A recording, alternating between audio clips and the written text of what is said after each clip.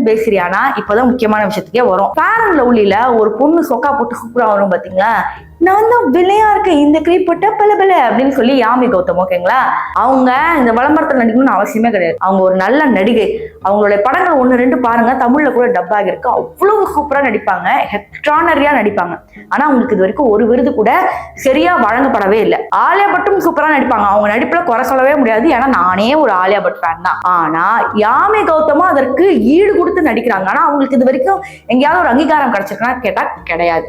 ஆனா இப்ப வந்து எல்லாம் யாமி கௌதம் எப்படி தெரியுமா, நீ சூப்பர் ஆக்ட்ரஸ் தெரியுமா, உன் படத்தை நான் பார்த்தேன் தெரியுமா அப்படிங்கிற மாதிரி நடிகைகள் எல்லாம் போய் அப்படியே காலில் உள்றாங்க. ஏன் ஏன் அப்படின்னு யோசிச்சு பாத்தீங்கன்னா, ரீசன் யாமி கௌதமோட கணவர் ஆதித்யா தர், இவர் தான் துரந்தர் படத்தை எடுத்தாரு.